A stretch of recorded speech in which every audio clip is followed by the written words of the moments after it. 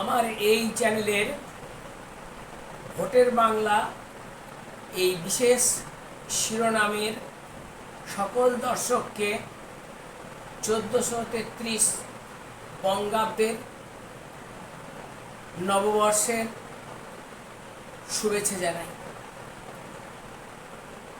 আজকে পশ্চিমবঙ্গের যে 294টি বিধানসভার নির্বাচন হতে চলেছে তার দুটো দফা ইতোমধ্যেই সবাই জেনে গেছে।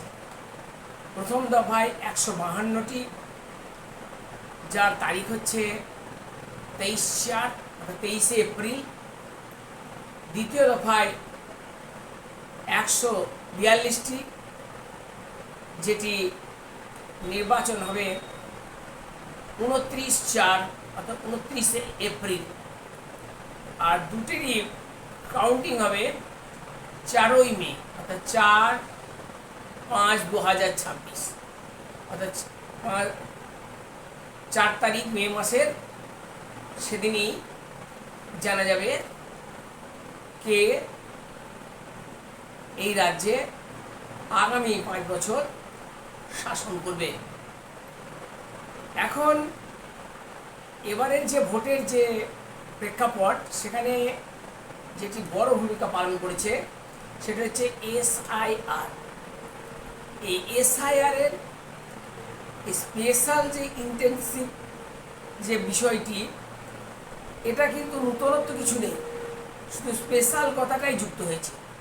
প্রত্যেক ভোটের আগেই ঝাড়াই বাছাই হয়।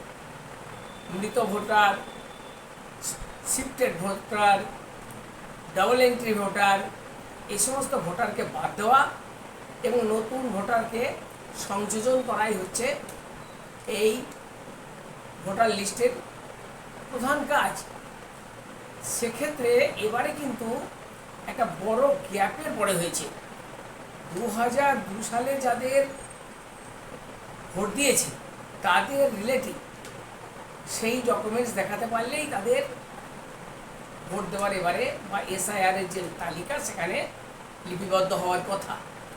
কিন্তু নানা রকম সমস্যার কারণে ভারতবর্ষের অন্যান্য 12টি রাজ্যের যেখানে কোনো সমস্যা হয়নি, সেখানে পশ্চিমবঙ্গের নানা সমস্যা এই SIR-কে কেন্দ্র করে ঘটেছে, যার ফল হয়েছে পুরো এই ভোটার তালিকায় কাদের নাম থাকবে, কাদের নাম কাটা যাবে, এটি সুপ্রিম কোর্টের নজরে চলে যায়। সুপ্রিম কোর্ট সেখান থেকে কলকাতা হাইকোর্টের প্রধান বিচারপতিকে দিয়ে দেখানো হলো যে যাদের নাম অ্যাডজুডিকেশনে আছে, অর্থাৎ যারা কোনো না কোনোভাবে যারা বৈধ বলে মনে হচ্ছে না, তাদের একটা বড় অঙ্ক তাদের সামনে এসেছিল। সেটি প্রায় 60 লাখের কাছাকাছি। সেই 60 লাখের বিচারাধীন ভোটারদের এখন যে প্রথম দফা সেটি শেষ হয়েছে এবং সেই শেষ হওয়ার পরে এখন যারা শেষ যে পদ্ধতি, যেটাকে বলা হচ্ছে ট্রাইব্যুনাল পদ্ধতি, এই ট্রাইব্যুনালে মোট বিচারাধীন ভোটারের সংখ্যা ছিল 27,16,393। এই বিশাল অঙ্কের যে ট্রাইব্যুনালে যারা আছে তাদেরকে বিচারাধীন থেকে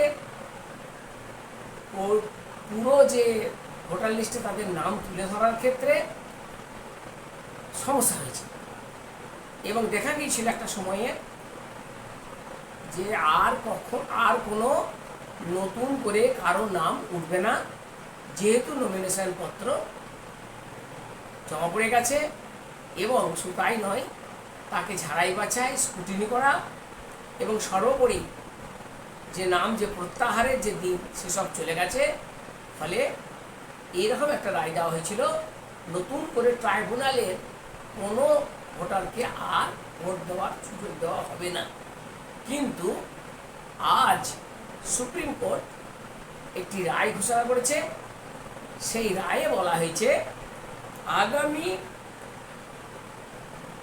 21 তারিখ অর্থাৎ 23 তারিখে ভোট হচ্ছে, অর্থাৎ দুদিন আগে যারা ট্রাইব্যুনালে বিচারে যোগ্য ভোটার হবে বিবেচিত হবে তারা ভোট দিতে পারবে।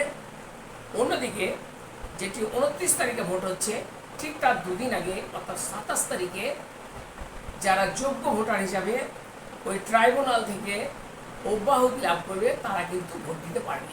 এটাই আজকে সবথেকে বড় খবর।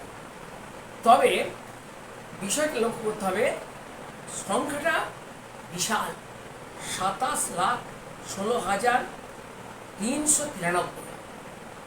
এর ভেন্যুটা কোথায় হয়েছে? ভেন্যুটা হচ্ছে জোকাতে যে বন্দর এলাকায়, সেখানে এই বিচারাধীন তাদের যে ট্রাইব্যুনাল চলছে, বিচারক বা বিচারপতিদের যে সংখ্যা সেটি খুবই সীমিত। এই সীমিত বিচারপতিদের নিয়ে অযোগ্যদের লিস্ট থেকে যোগ্য করে তুলে ধরাকে মাত্র গুটি কয়েক এই বিচারক দিয়ে সবটা সম্পূর্ণ হবে বলে বোধ হয় না।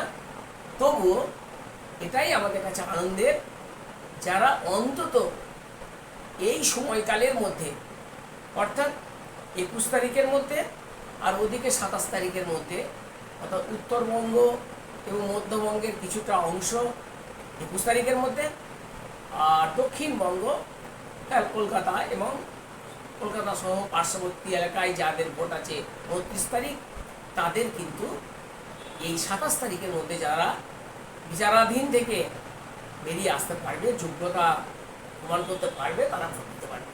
এটাই আজকের বড় খবর।